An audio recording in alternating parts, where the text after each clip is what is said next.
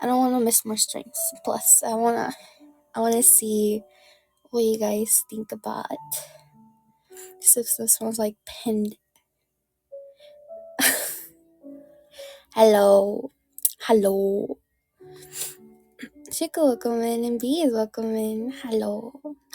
Thank you for the hi coins. Hi. But yeah, I'll try my best. My at least my throat doesn't hurt. Yesterday was a pain, but I'm feeling better, and I'm excited for today's stream and story. We're gonna read chapter 5. I mean, not chapter 5, chapter 6. Do you drink tea? Yep, I drink tea. Don't worry. Hold on, let me check something very quick.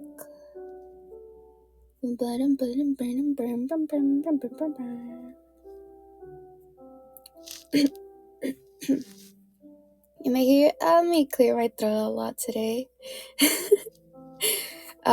Please be patient with me on that. Please, voice. Let me open up Twitch. Do you guys remember what was going on the chapter 5 and chapter 4? I can do a little recap. Let me do that. Okay. Let me see. Okay. I remember the girlie was going crazy. Right, she was going crazy. Okay. Chapter 5. I'm in fixed for almost 3 years. Okay. I remember. Okay, so to refresh your minds. Yes, Oliver. What happened to the music? Where did the music stop? What happened to the music? There we go. Okay. I remember Oliver and Tantan. Right, Oliver and Tantan. Okay, so Tantan invited Julie to his whatever event he's doing for his junior year. Right? I think it's junior year or senior year. I do not remember. One of those two. And then Oliver and Jules went to walk for a little walk, and she asked him if he had the chance to tell Sam something, what would it be, right? But he didn't say it because he seemed hesitant, and so Jules said, "It's okay, you don't have to tell me now, right?" And I said that I know what he's gonna say, and it's a little plot twist with it. It's a little plot twist to it. I'm not sure if it was on chapter 6 or chapter 7. It might not be. It might be more far away to the story, but we'll see. So keep that in mind, Oliver. Okay, what will Oliver tell Sam if he had if he had one last chance before he had to go? Keep that in mind. Okay. Are you guys ready? Hold up. Let me see if I got my water. Hold up. Let me get my water. Wait. I'll be up.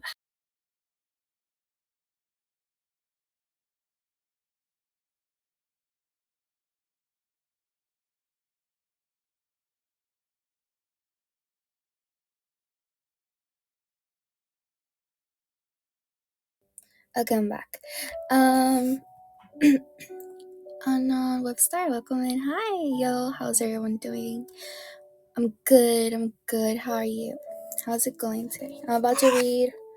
I'm gonna continue on this story right now, so feel free to chillax and enjoy. Yeah. Okay, I'm gonna start reading now. Chapter 6. There is this song I listen to whenever I sit down to write. It's called Fields of Gold. The beautiful live version of the singer Ava Cassidy. The song opens with a distant guitar and a sad voice that sounds like a wolf whimpering or a songbird crying. Smooth for everyone, go in. Hi, just in time. I'm about to start. Every time it plays, I close my eyes and see myself there, standing in a field of golden barely, a cool breeze blowing my hair, and the warm sun getting against my back. No one is ever with me, only the endless rolling fields and the sound of a guitar coming from somewhere I can't see. Sam learned to play the song for me after he tapped my shoulder in class and asked what I was listening to. I remember one day while we were lying out on the grass, I asked him to sing it for me, even though I knew he was sometimes embarrassed of his voice, and he said, "Someday." I've asked him many times after, and he always had an excuse, like he hadn't warmed up yet, or he was feeling a bit hoarse, or he needed some more practice. Maybe he was afraid he would ruin the song for me, because he knew how much I loved it. He's only hummed it to me one in a few rare occasions, like the night he sat with me on the porch after I helped my father move his things out of the house and watch him drive away. As I listened to the song alone in my room, I suddenly realized I will never hear Sam sing it for me, and that someday never came. The next morning is filled with Sam's music. I find one of his old CDs in my mom's car and sit alone in the parking lot, listening to it before school. It's a playlist Sam made me of live recordings he makes in his bedroom, each song tugging me with beautiful acoustic guitar riffs he played over popular ballades that he made his own. He has an old taste in music he gets from his dad. Elton John, Air Supply, Hall and Oates. I don't know how to say that word. The way it's spelled is Oates. Oates? Oates? Just like oats. Oats? Am I saying that right? Oats? Yep. Okay. Even though no one really listens to CDs anymore, Sam always made them for me anyway, because he knows I prefer physical copies over digital counterparts. Just like with books, I like something real to hold in my hands. Sam recorded thousands of them over the years, each one longer and more thoughtful than the last, personalized to how he felt about me at that time, something I learned later. He loved a good slow song, something we had in common. One of his favorites was Fleetwood Mac's Landslide. It was one of his go-tos when someone asked him to play something on the guitar. The music scene in Edinburgh isn't the best, but he made the most of it. He performed at school talent shows, weddings, and a few coffee shops that allowed him to, and 100 times, only for us. I always told him this place wasn't big enough for him. He told me the same thing. I realized this is the only CD I have left from him after I threw everything out. On the front, written in blue ink, is my name and his handwriting. Before I get off the car, I put the CD carefully back in its sleeve and I keep it inside my bag. School hasn't changed since I returned. Heads turn the other way and no one says a word to me. I really don't mind being ignored anymore. There's some peace in being left alone. I was looking forward to art history class today because it's the only class Mika and I have together. But she didn't show up again. I haven't seen her in a while. I finally texted her this morning, but she hasn't responded yet. I'm not sure if I should be worried. I hope everything's okay. Maybe she's not getting my text. I find Jay waiting for me when I get out of third period. He's wearing a sky blue dress shirt, casually unbuttoned, with the sleeves rolled up. He styled his hair differently today, letting soft wisps fall above his brows, making him look like a pop star. It's almost criminal how this school doesn't appreciate his style. When I compliment him on it, he smiles, bringing out his cheekbones. Remind me, did you model back home in Thailand? I ask. Jay angles his face towards the ceiling light, eyes smoldering. Is it obvious? Your cheekbones. We plan to meet Yuki outside for lunch today. Rochelle won't be joining us. She's been trying to help start an Asian student club with some friends, and they need 25 signatures by next week. Jay told me they were having a tough time getting people to join. There's a table set up at the end of the hallway. Rochelle is sitting with her friends. Oh my god. Rochelle is sitting with her friend Konomi, talking with a few seniors who have crowded around them. When I notice Taylor and Liam are there, my skin prickles. Liam picks up one of the flyers. So none of us can sign up? Says here, Asian students only. It doesn't say that, Rochelle says. Taylor tilts her head a little, pretending to look interested.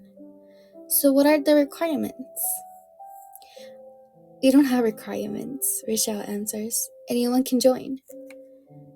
Then why call it the Asian Students Club?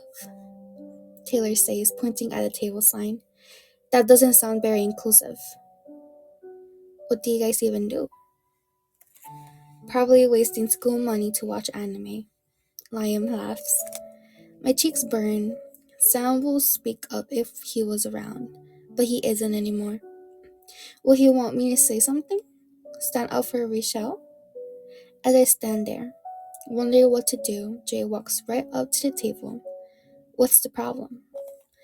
Liam shoots him a look. Call out the anime fans, yeah. Liam shoots him a look. Who said we had a problem? If you're not interested in the club, you don't have to join, Jay says. No need to make fun of it. Kataka, Omori, welcome in. Hi, welcome to this third storytelling stream. The moment I'm reading a story called You Reach Sam, Chapter 6. Yuppie. Hi. Donta, welcome. Taylor folds her arms. Ever heard of a joke? No one was even talking to you, Liam says. He straightens himself as if to intimidate Jay into backing up. But Jay just stands there, keeping his cool. Before this can escalate further, I finally appear between them, hoping to defuse this. Nico, welcome in. Hi. Welcome. Hi. Your jokes aren't that funny. I say to Liam. Why don't you guys leave them alone? Stop wasting everyone's time. Liam exchanges a look with Taylor before he turns back to me. Are we bothering your friends? The only one at school who talk The only ones at school who talk to you? At least they speak English, so that's something. You're an curse word. You're an asshole. I nearly shout. His eyes narrow at me. At least I showed up to my friend's funeral. Then again, I didn't have anything to do with his death. Okay. A chill goes through me. I don't even know what to say back. I just stand there, trying not to let the shock show on my face. Taylor shakes her head before turning away. Before they walk off, Liam grabs a handful of candy from a bowl on the table and stuffs it in his pocket. Later. Once they're down the hall, I let out a heavy breath and turn to the table. You alright, Rochelle? I ask. No worries.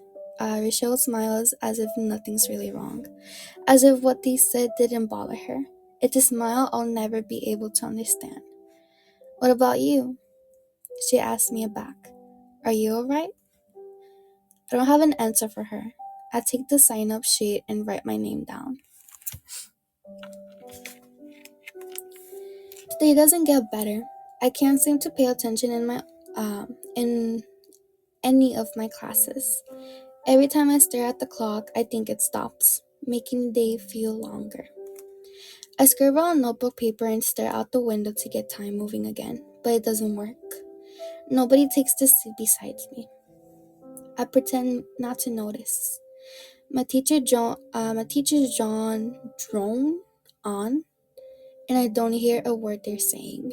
All I can think about is Sam. I wish I could talk to him right now, but we made plans not to call until later tonight. So I'll have to wait.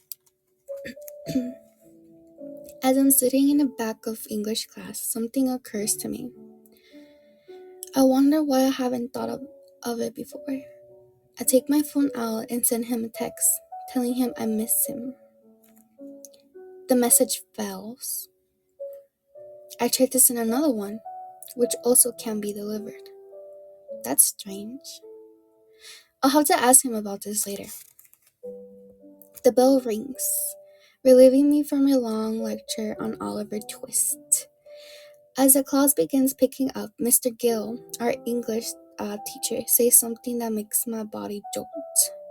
I remember, if you haven't already, make sure you hand in your papers to me before you leave. I'm Charlie, welcome in. Hi. Papers? A cold dose of shock pours over me as I remember the comparative assignment between Hamlet and Gatsby that I haven't thought about in weeks. It was due last Wednesday, but Mr. Gill gave the class extra time to get it done because of what happened. Because of Sam. Gatsby. Thank you. Gatsby. He sent us several email reminders about it, yet somehow I still forgot. To Mr. Gill, turning in late work is an offensive crime that could lead to failing the class. As everybody files out, I don't know what to do but approach his desk, even though I have no words prepared, so I cut out the small talk and jump to the point. Mr. Gill, I'm so sorry. I actually don't have the paper right now, I say. And why is that? I don't really have an excuse. I've just been distracted with everything. He picks up the stack of papers and evens it out on the desk in front of me. You're right. That is an excuse. I know. I'm really sorry. I'm behind a lot of things. I don't know what else to say. Is it possible for me to give it to you tomorrow or something? Julie, I already gave you extra time on this. Mr. Gill rises from his seat, carrying the stack of papers. I know. I've been having a real tough couple of weeks, I say, following him around the desk. I haven't really been able to think straight. And I understand, which is why I gave everybody an extension. He repeats, as if that's enough, as if I should be grateful or something. I can't simply give you an extra day because that will be unfair to the rest of the class. Please, Mr. Gill, I say more desperately. Can't I just turn it in late and get marked down? I'm sorry, Julie. I can't accept a late paper. It's in the syllabus. I need water. I need water. Give me a moment.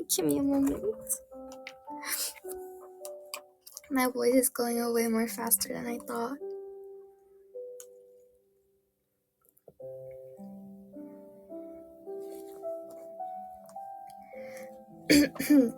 Reading is shy work, yeah.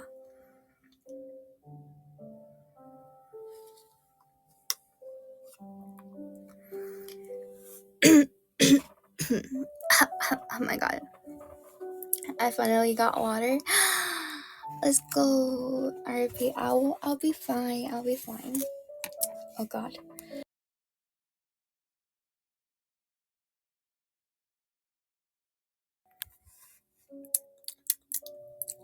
Okay. I'm back. Where were we? Mm,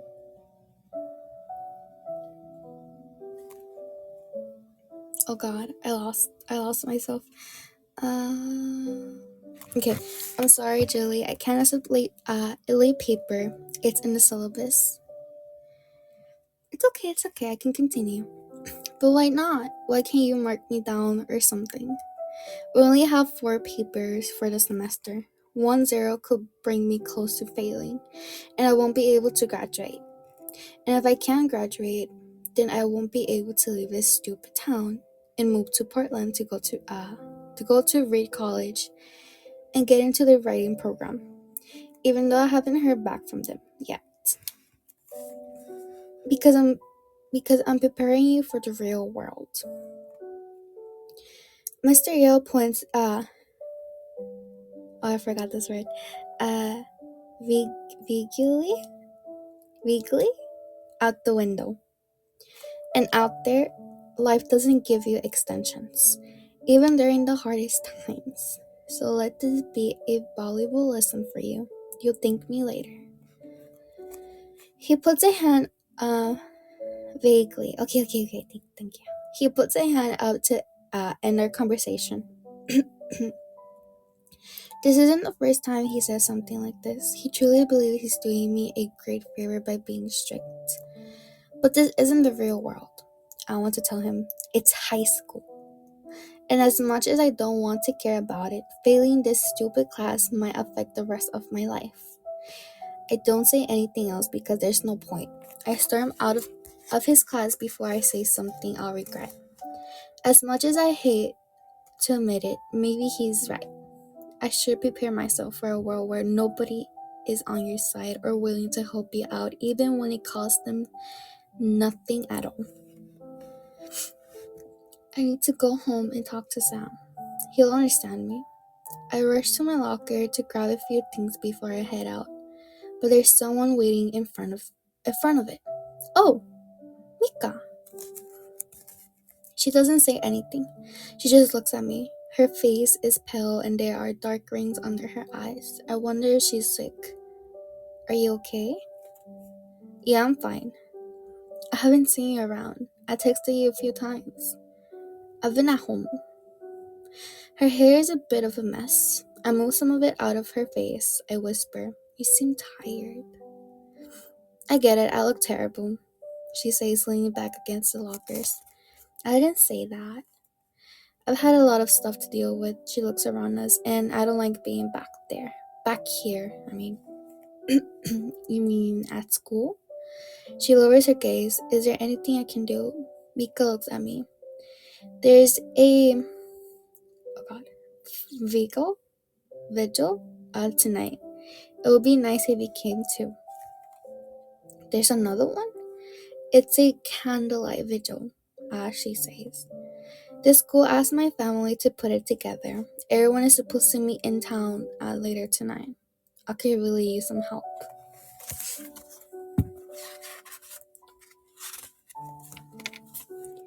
Sam and I have another call planned tonight. I don't want to keep him waiting on me, wondering where I am.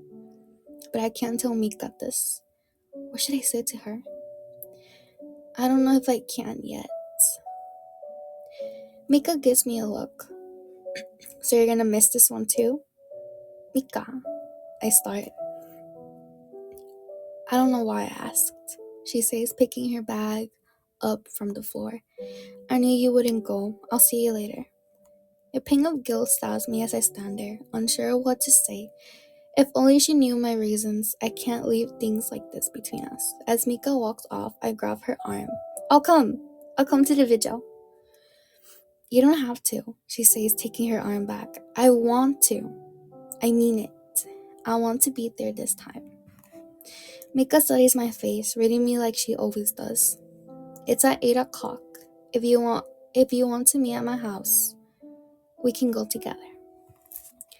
I'm supposed to call Sam around that time, but I'm sure I can call him right after. He'll understand. I don't want to disappoint Mika again. I hate seeing her this way. I'll be there. I promise. Tonight, she says to make sure. Tonight. I throw my bag on the floor the second I get home. The house is quiet. My mother must still be out. My mother must still be at work. As I open the door to my room, a breeze blows through the window, sending papers flying off my desk. I hurry over to shut it, but the frame is stuck again. I give it a few good hits, but it doesn't budge, so I leave it alone. I don't even bother to pick up the papers. I just walk around them, leaving them where they are. I was planning to write in my new journal once I got home, work on my writing sample, but I've lost the motivation. Today was draining. There is an ache in my left temple that's hard to ignore. I keep thinking about Liam and Taylor, and Mr. Gill, and that stupid paper I forgot to turn in. I wish I could talk to Sam right now. I miss having him around. I miss being in the same room with him. My head on his chest, talking through whatever was bothering me. He was always there to listen, even when he didn't know what to say back. I check my phone. Our next call isn't until later tonight. I know I should wait, but I've had such a terrible day, and I'm so desperate to hear from him. His shirt still hangs on the back of the chair. I stare at it for a long time before I decide to take the chance and call him anyway. The phone rings longer than usual, but eventually he answers. His voice is warm in my ear. Hey, Sam. I wasn't expecting to hear from you so soon, he says. Is everything alright? I couldn't wait to call you, I say. I hope that's okay. Of course it is. You can always call me, Jules. Whenever you need. I breathe a sigh of relief. Okay, that's good to know. Are you sure you're alright? You sound a bit tense. He could always read my voice. It was one of the things I loved most about him. I could never hide what I was feeling. I had a rough day, that's all. What happened? Just some school stuff, I say, sparing him the details. It's nothing really. I sit on the edge of the bed and let out a deep breath to release some tension. Now that I have Sam on the line, I don't want to ruin our call with talks of English paper I forgot to turn in. We don't have to talk about it. Sam laughs a little. Is this a real Julie? What do you mean? I mean, you once complained to me for 4 hours about an overdue library book. Remember? He says. You can tell me anything. Pretend it's just like before. Let me know what's wrong. I sigh. Zaku, welcome in. Hi. Beppe, welcome in. Hello. I'm just behind on everything and I forgot to turn in the paper. For Mr. Gale class? Yes, but it's not that big of a deal, I say. We have one more coming up, and if I get a good score on that, I should be okay. I glance up at the calendar that's pinned above my desk, and graduation isn't too far away. I just have to push through a little longer, you know? I'll be fine. For the first time, I want Sam to know I'll be okay, even if I'm not sure. Graduation? Sam repeats the word, almost to himself. I forget about that for a second. It must be really nice to have something to look forward to. My throat thickens at this. I'm not sure what to say back. I guess so, I say. Suddenly the image of me walking in a cap and gown doesn't seem appealing anymore. Especially if the sound won't be there. Maybe I should skip it altogether. Have you figured out what your plan is? After graduation, I mean.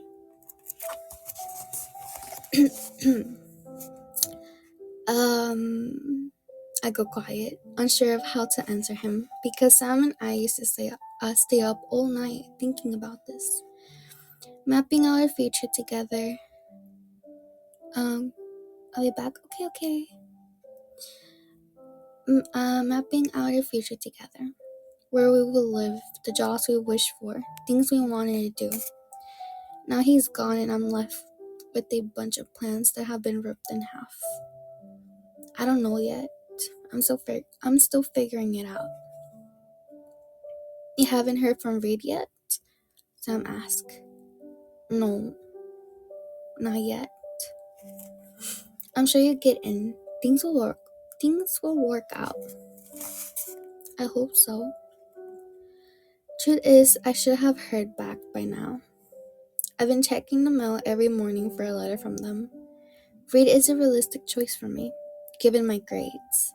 Honestly, I'm tired of reading books where the protagonists only apply to Ivy.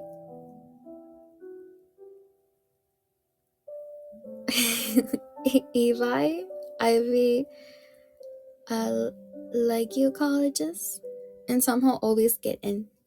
I don't quite have the resume for that. I like Reed's quieter reputation that goes under the radar. But I don't feel like talking about the future right now. Ivy like, thank you. Ivy like colleges. Not like this. Not when Sam doesn't have a future of his own to plan out. So I changed the subject. I saw Mika today at school. I say, they're holding a candlelight vigil for you tonight. She asked me to go with her. I think a lot of people will be there. Mika. Sam's voice brightens at her name. How is she? She's been better now. She's been better. She really misses you. I really miss her too. Sam says. I think about her a lot. Sometimes I wish I could talk to her. You know?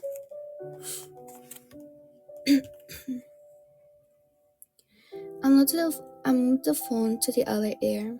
Why don't you? That would mean so much to her. Sam and Mika grew up in the same house together. You will guess they were siblings from how close they were. Sam lets out a sigh. If I could, I would, Jules.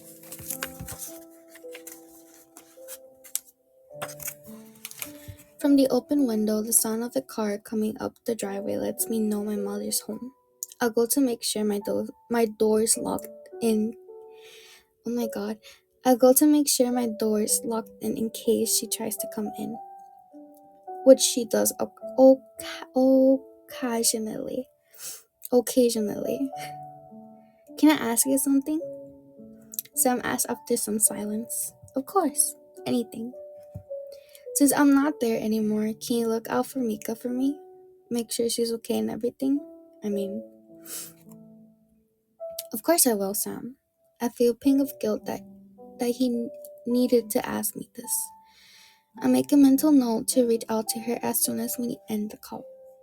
I'll make sure she's okay. I promise. Thank you, Sam says. I'm sure she could use a friend right now, even if she won't say it. So please don't forget, okay? I won't forget, so don't worry. I know you won't, because you always remember, and that means a lot to me. We don't say much more about this. The conversation continues for a little longer until my mother comes up the stairs, calling me to help bring in groceries. Anyway, I should probably let you go now, Sam says. I'm sure you have a lot of work to catch up on. Don't want to distract you from the world. You've never been a distraction. Sam laughs. I'll talk to you tomorrow, okay? Wait, I say before he hangs up. One last thing. There's something I've been afraid to bring up. It's been burning in the back of my mind since I returned to school, but I don't even know how to ask him this. It takes a while for the words to come out. What is it? Sam asks. I hesitate. Are you mad at me? Mad about what? About what happened that night. I'm not sure what you mean, Julie. I swallow hard, wondering how to say this. I mean, what I'm asking is, do you blame me for it? Do you blame me for what happened to you?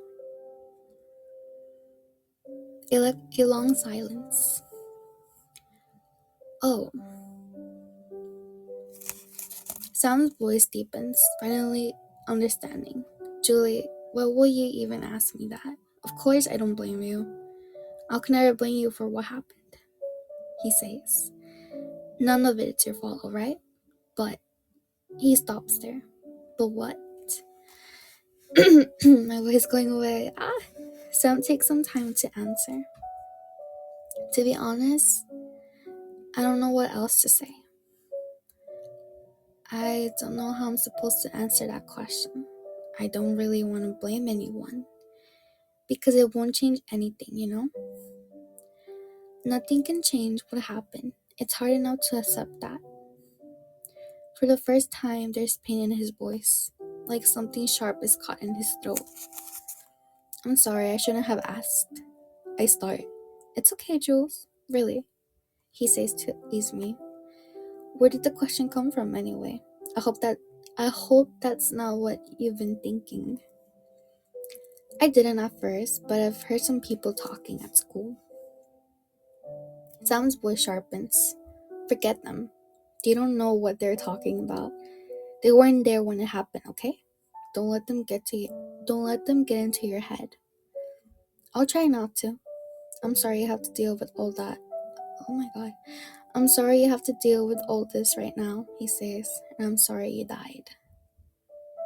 Jules said, and I'm sorry you died.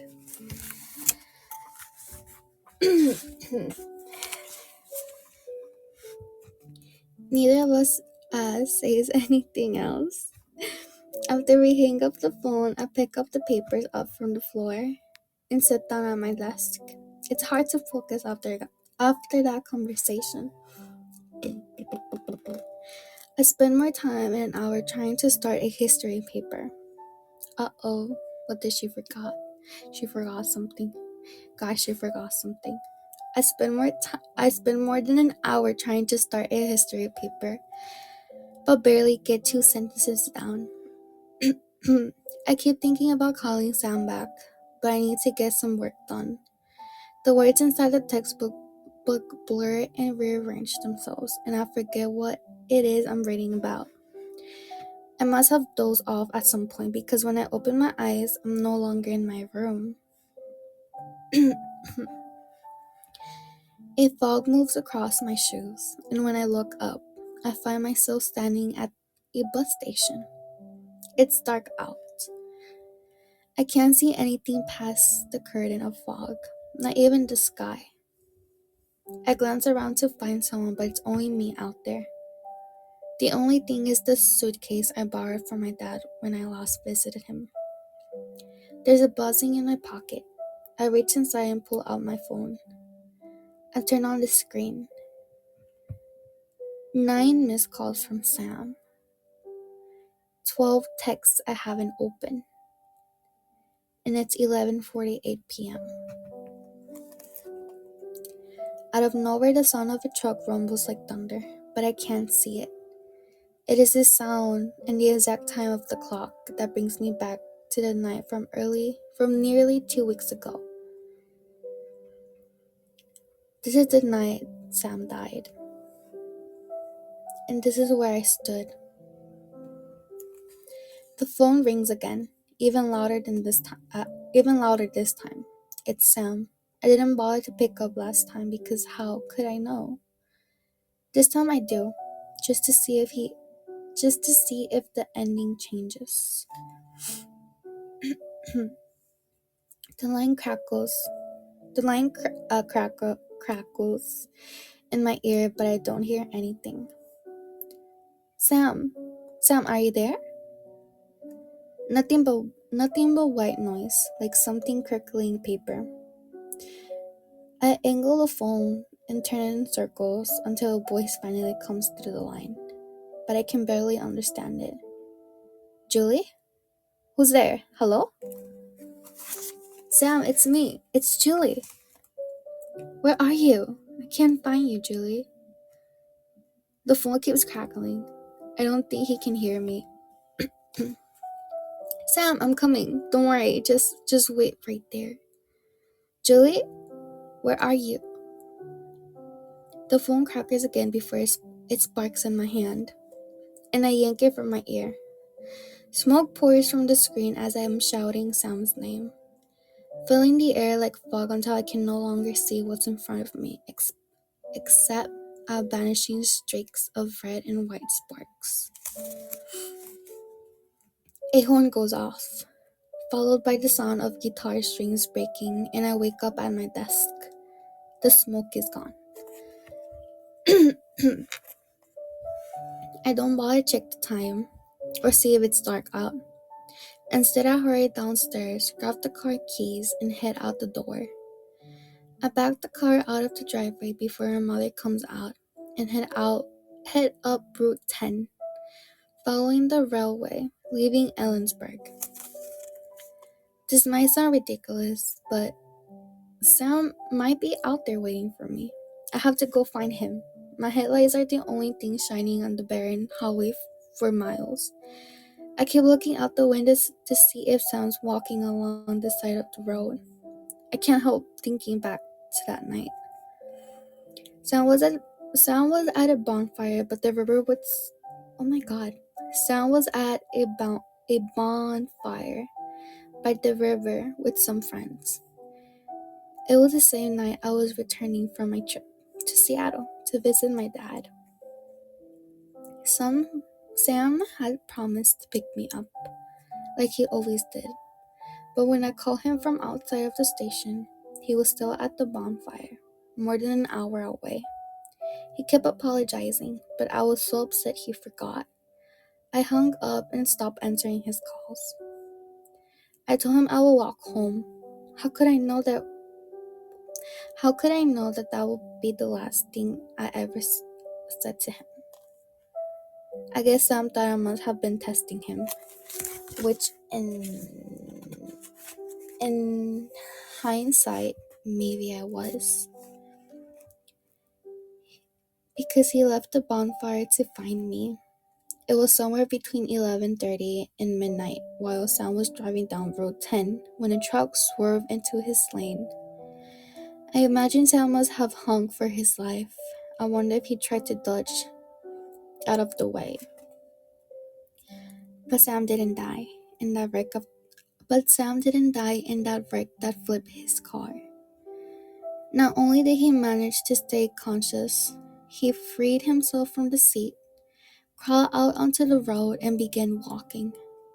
Somehow, he made it more than a mile down the road before collapsing.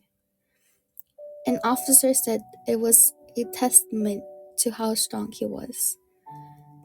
I think it was a testament to how much he wanted to live. It took hours before someone finally found him. It was too late by then. Sam had lost too much blood and died from exhaustion. No one likes to say it, but maybe it would have been easier for him if he died there in the crash. But his will to live on was too stubborn, just like him. They found Sam's phone near the crash site, covered in glass and dirt. Maybe if I had called at just the right time, he might have heard it and picked up, and I could have sent for help. Maybe if I hadn't been so angry with him, he might not have left the bonfire so quickly and might have missed the track entirely. Maybe if the stars were aligned differently, or the wind blew the other direction, or it suddenly started raining or something else, Sam would still be alive, and I wouldn't be driving out here in the middle of the night looking for him. There's something up ahead. My headlights illuminate the dark road in front of me as I slow the car. Along the side of the road, the rails have been tied up with thousands of white ribbons. I put the car in park and get out. I follow the line of ribbons until I reach it. There, besides a wreath of flour and burnt candles is a portrait of Sam nailed to the rail. I kneeled down in the dirt besides it.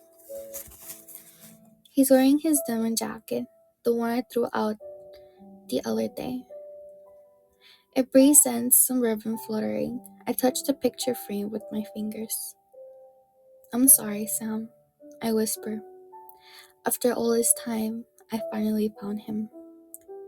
But I'm too late. And that's the end of chapter 6. Yep. Take a little break.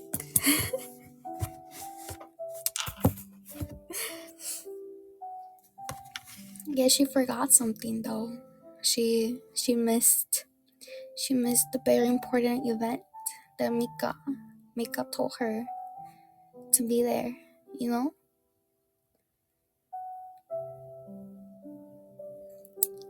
Yeah. She missed the event. Oh no. Mika's gonna be mad. Mika's gonna be mad. Hold on, give me a moment, guys.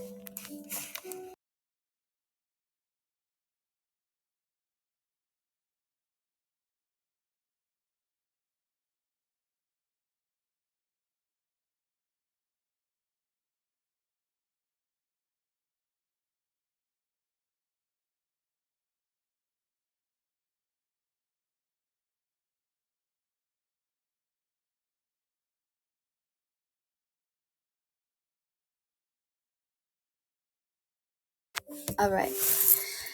I'll just take it, add a sip of water and clear my throat. But I think I might have to end the stream early. I think I might have to end the stream early. It's kind of hard. It's kind of hard to read like this. I don't want to, but it's killing my throat. Oh God. Yeah. I'm sorry, guys. We'll be able to read the rest. Well, not the rest, but like I'll read a few more chapters for you guys for next week. Don't worry, take time to rest. Yeah. But I also think it's a good stopping point because the next two or three chapters, you're in for a treat. You're in for a treat. There's some stuff on here that there's like about 3 plot twists here.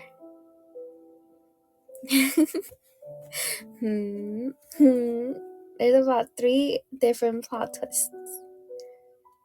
If next week we get to read 3 chapters, yeah, 3 little short plot twists, 3 little short leading points to who knows what's going on here between Sam and Jules. You know.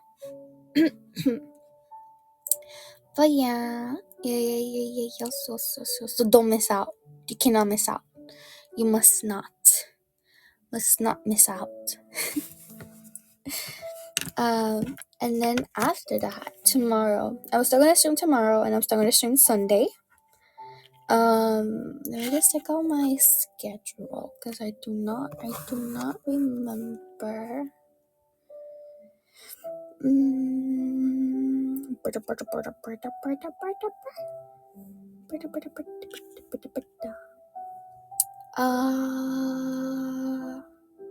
Oh, that's right.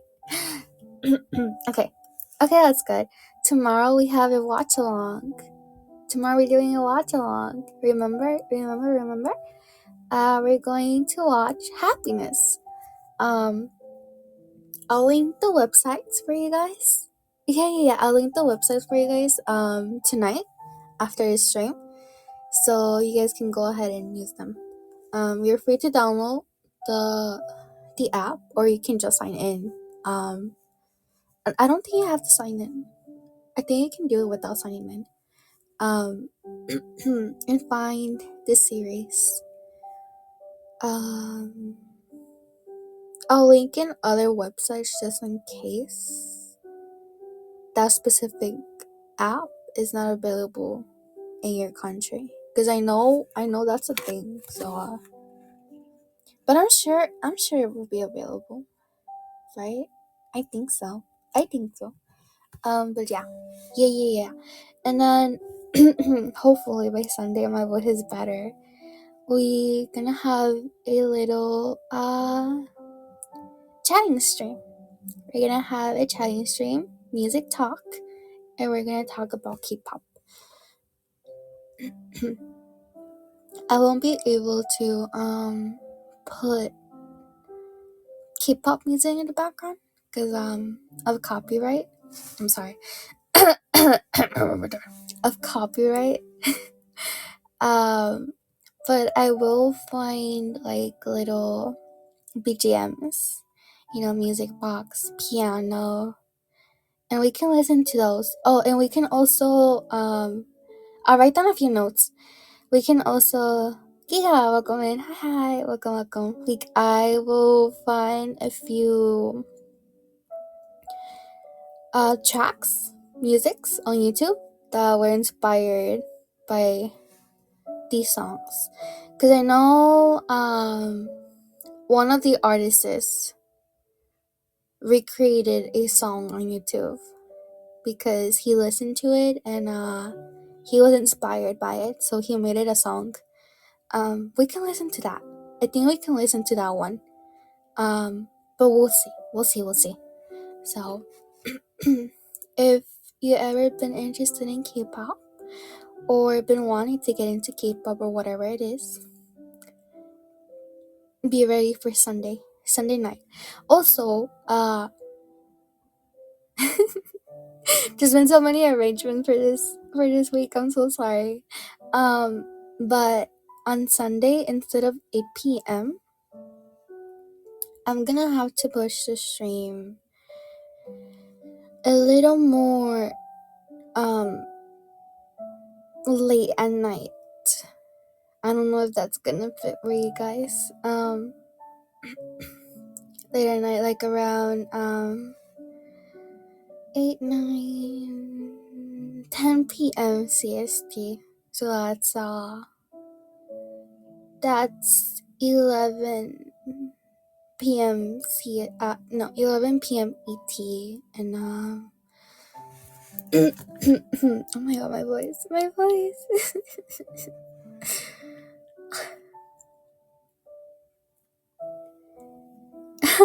At least Monday's Memorial Day. You're right. Hold up, let me see. Oh my god, my voice is killing me right now. Let me search this up. I don't know PT time. 10 p.m. PT. No, CT to PT. I'm guessing that's 8 p.m.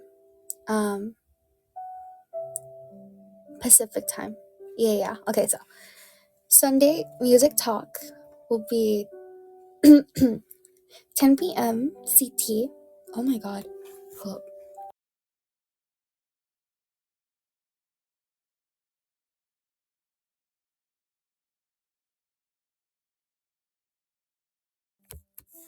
Yes. 11 p.m. ET and 8 p.m. PT. I'll post it on for you guys, so don't worry. But yeah. I'm sure my voice will be better by then. I really do hope. It's really annoying. I want to stream. I want to have fun with you guys. But yeah. So look forward to that. I'm looking forward to it. I'm also looking forward to tomorrow. Just a warning, a trigger warning. Tomorrow's watch along. It is gory. It's zombies. Okay, zombie movies are gory. All right, click them in. Also, for watch alongs, I've never made a watch along before. Um, do you guys want? So for that, for tomorrow, it might be a quiet stream.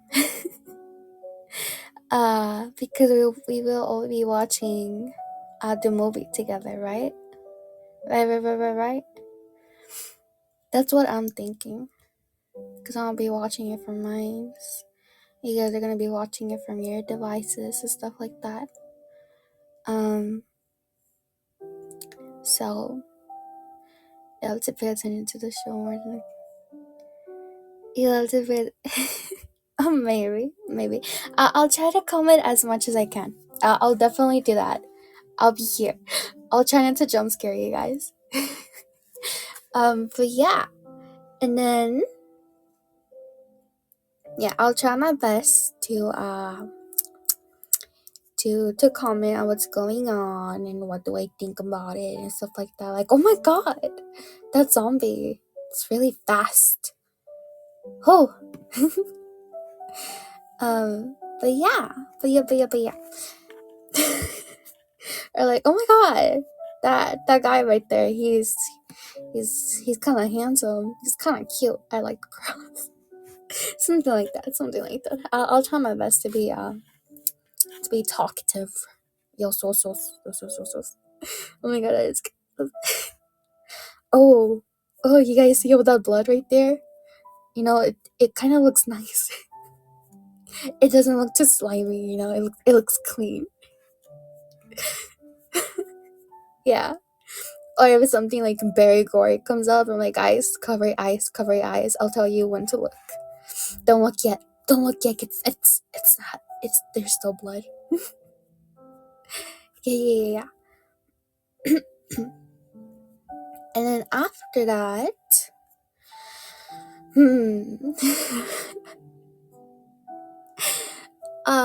I do have. Oh my god, our plan is not going how I wanted it to go. It's so annoying.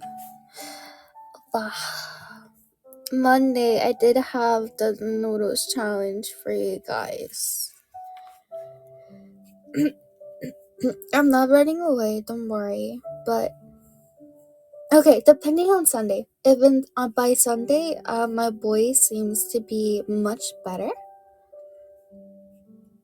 like way better. I won't have to take off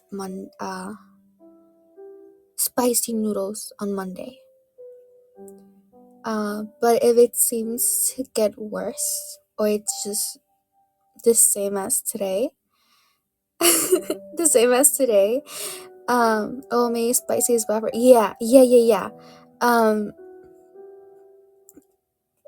Chicken from, I get you.